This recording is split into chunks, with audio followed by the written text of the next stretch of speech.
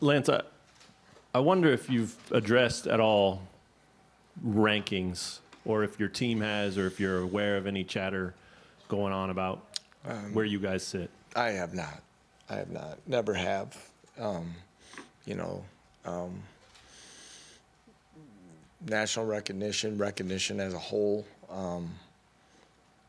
is something that obviously we strive for, but we don't control. So let's go back to what we can control, and that if you spend a lot of time worrying about if you should or shouldn't be, you probably won't be very long anyway. So as far as chatter goes, I'm not in that group text. Okay. It makes good stories, and again, I want to keep this team in a good mindset, staying focused on Iowa State. And we left a lot of things out there Saturday we have to get better at. And I don't know if you can keep winning games as some of those things stack up at you in the wrong time.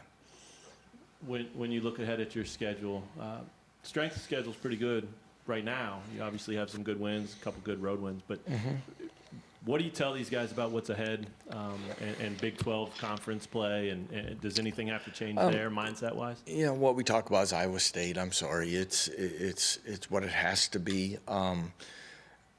You know, we talk about it's a conference games here on out, but we don't get specific about that. This group knows how competitive it is and where we've been in the past and where we're going to have to be to keep moving forward.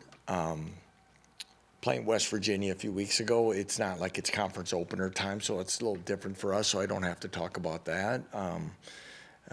So we're kind of in a routine of where, you know, we're not hitting those new things or too much. You know, I've kind of, here's Monday's schedule, here's what we do, Tuesday's schedule, and kind of stay focused from there. But what about Iowa State? You know, they're physical, well coached. I mean, Matt does an outstanding job, and as I've said before, you know, that's a program in many ways that we look to emulate, and I don't view that you know, at all as a negative. It's a high compliment to Matt Campbell and his staff, and where we want to be in consistency. I wonder, you talk about the recognition, the attention. I wonder, what does it look like if you keep winning? Have you thought about that? No, not really. You know, we get new visitors and people that are coming, and that's really neat. And I think I look at it more of how well you balance the distractions of answering these questions, not just as a head coach, but to your players more importantly, and people telling you that you're doing a good job, but staying grounded and hungry and making sure you have time to prepare and do those things. You know, you look at what it can do to help your program in recruiting, whether that be with high school players or others. When that's appropriate, you look at what it can do for a community and a university, what it can do in alumni relations, and things that you need to keep your program moving in the right direction, and really for us many times to help us catch up. So there's a lot of things that can benefit, but do I spend when I'm needed, but win or lose if I need to be involved with boosters and donors, and of course recruiting's a daily thing. So you try to do that. If you get too distracted or consumed with it, I think it can be, like I said, this will be just a blip. With Iowa State, it's obviously a lot of new faces on both sides of the ball. Is this team different than the one you saw last year, or I guess walk us through kind of maybe some of those differences? You know, some different faces in that, but you know, schematically and what they're doing again and how they're finding ways to utilize their personnel very well. You know, they lost a lot of really good football players, but you could see again, and when I talk about my respect to Matt Campbell and the staff and the program of what they've done, is because you could see they didn't, have to go out and add a lot to keep themselves going in the direction, which goes again to culture and development and retention and all the things you strive for. So that's why, again, this will be a very challenging day. And obviously, Kai didn't play on Saturday. I guess what is the issue with him, and what's the status look like for this week? He's got lower. What's the right one they use these days? Lower extremity. Is that the vague one that we use? Yeah, lower extremity. And he's working through it. It's day to day type of thing. He's out there, but he's not full speed, and we'll see where it goes. And that was, something that we anticipated as it went on. It was from the Houston game. And I guess just going back to Saturday, it seemed like a physical game with a lot of guys kind of coming in and out, getting banged up. How has everyone kind of just reacted, I guess, 2 days into practice this week? You could tell, that was a very physical game, and it was game 4, and the body doesn't feel like it did after, or the 1st of August or anything like that. So, there were some parts to it, and that's credit to Duke and how physical that team was. For a Tuesday, though, we were, we were out there. Guys are moving. I think we're going to be in a good spot, and that's kind of, guys are taking reps and doing things. Are they taking them all? No. But I think that's probably standard across the country.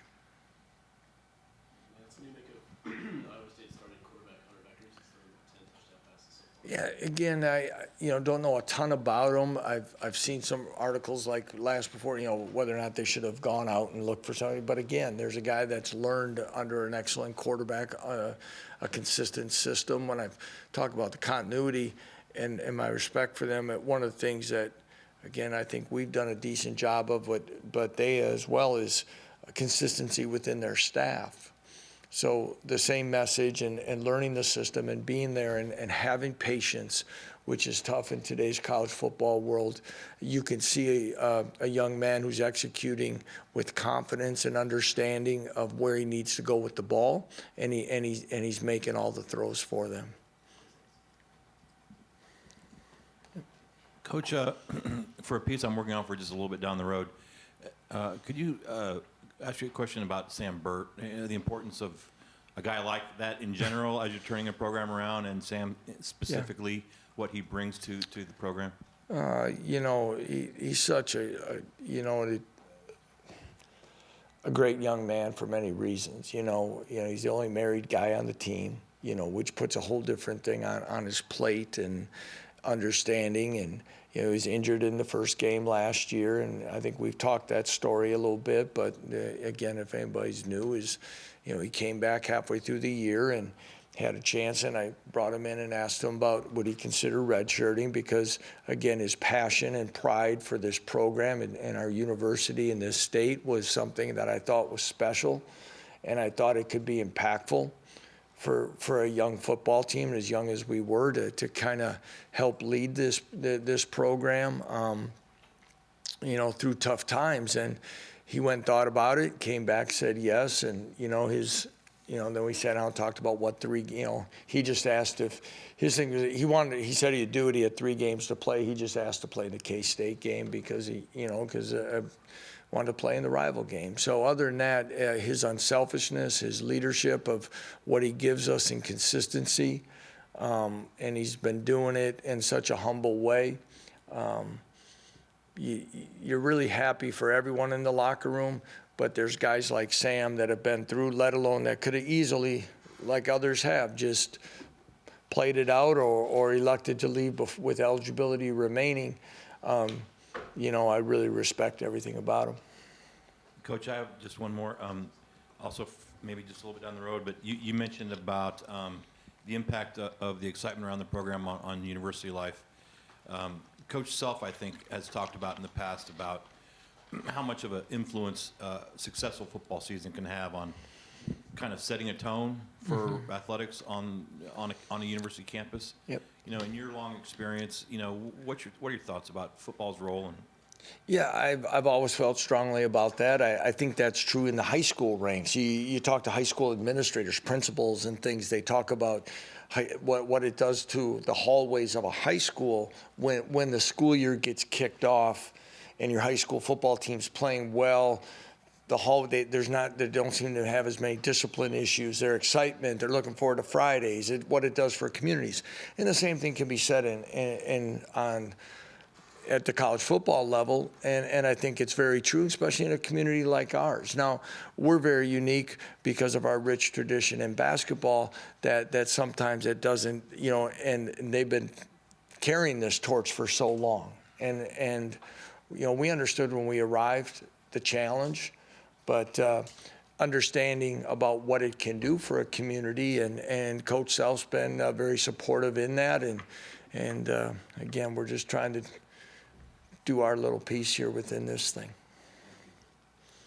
Lance, I think last year you also talked about Iowa State being a program that you're sort of looking to. Mm-hmm. Is there anything that you feel like you learned from the matchup last year, whether it was how you want to build this program or just the team itself? Yeah, it was. That was one of the biggest games where I walked. That they looked a lot different than we did. It also, like when we pulled up to their facilities, how much different that was. I mean, that was an eye-opening, humbling, whatever, 30 some hours there. It was, but it also helped start setting my expectations, what I need to do here as the head football coach. So. Does Iowa State do anything similarly to any of the previous opponents you guys have played? Not defensively, not much there. Offensively, yeah, I think there's a lot. I mean, everybody's kind of in the same boats of some of the play action stuff and that, but they're very multiple. They do some things that we're doing with, they do a great job with tight ends. They had a pair last year that were pretty special, but they still have some quality guys there. Their run game, play action stuff, I think is very similar, but again, it comes down to execution. Quick follow-up to that. You mentioned the defense is different. What's so different about their Well, a defense? little more three-man front. Coach Heacox has done an outstanding job, and he's been with them the whole time. They give you some varied looks and some things with kind of an extra hybrid with an extra safety, and they move some things around there that, that last year is very challenging to us and will be again on Saturday. You mentioned some things you left on the field or areas you still want to clean up and need to clean up. What's at the top of that list? And Oh, geez. I also wonder what more you want to see from your defense. Well,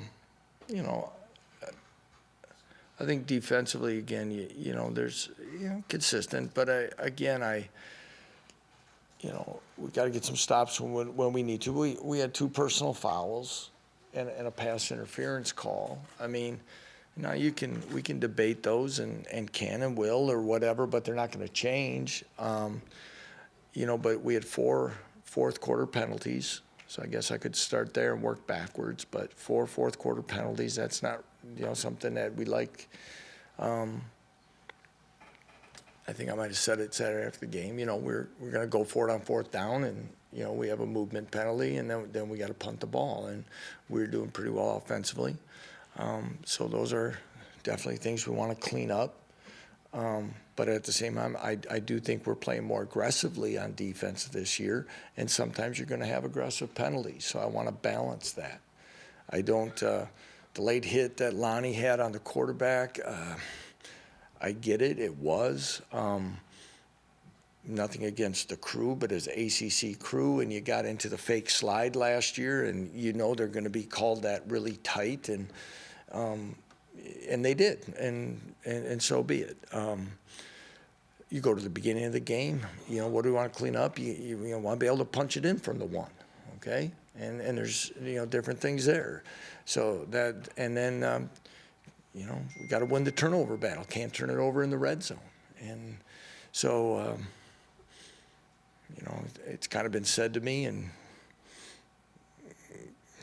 probably took a big dent in what we're doing as a staff, that we had to burn a timeout coming out of a TV timeout in quarter. That's something we got to be better at. That's not acceptable. But then, shoot, I seen one of the best quarterbacks in the NFL take a delay a game on a 2-point play. So, I mean, it happens to everybody. So, yeah, don't everybody's going to write that now that I've called out Tom Brady. But, I mean, but what I'm saying is it happens, but you got to improve on it. And for whatever reason, whether it be personnel in the game or communication and how fast the call comes in, all of those things. But that's no different of asking everyone to get better in what they're responsible for a little bit better each and every day. So, what did the film show on Highshaw's catch and run, and what does that say about him as how his comeback is complete from last year? well, what it showed from Daniel's standpoint is pretty much kind of what, all in one play, what we think about Daniel is that he's a well-rounded back with good hands. Beginning part, making people miss, then bouncing off people and breaking tackles, and then the speed to finish the play. What it also showed was about 3 or 4 other red jerseys escorting him to the end zone, and guys playing hard. And Stephen McBride was one that came in and got a screen block at the end to assure it the touchdown, and it showed guys finishing plays. So there's a lot of things there, but again, I think, Gary, what you're alluding to is that, Daniel Highshaw is a pretty good running back that has a lot to offer this team, and he's going to continue to help us in many ways. And on Marvin Grant's hit, the crowd was really thrilled by that. What did that play signify? Well, one thing, Marvin's, you have 2 safeties in Marvin and Kenny that are physical, and will really bring it. It put it in a position because you wish you just kind of wrap up and it probably, instead of just with the shoulder, but it was a clean hit, it was a physical hit, and it's kind of like you say, those are ones that you hope are seen right away, so you can kind of keep feeding off the hit instead of having a 2-minute delay. But yeah, it was a big play, and I think one that's going to help Marvin in his confidence as he's transitioning here with new terminology and a different defense. I'm wondering for you holistically, what do you feel like is the next step you'd like to see the team take, whether it be kind of next few weeks before the bye week or just before the end of the season? Continue steady improvement. I think there's some things that I watch what I say because then I'll jinx it or something, But, we got to continue to prevent big plays. Can you, again, be well-rounded in everything we're doing, whether it be defensively, stopping run and pass. I mean, one thing we haven't talked about is, like, I think we're more aggressive up front. And then you see Eddie Wilson make a play in a critical time. Okay, we're doing those things. We just want to be more consistent with that, be consistent in the pass game, pass defense. And again, offensively, I hit on 2 big things, but we got a lot of small things to clean up. But I like our balance. I really like our balance of where we're at with things, and hopefully we can continue to do that. I think we've got to improve in special teams yet, become making sure that we're winning that. But we've done some small, important things, whether it be on the onside game and recovering those and things like that. We've been solid, but I want to find a way for us to take another step there to help us win a football game. Thanks, everyone. All right. Thank you, guys.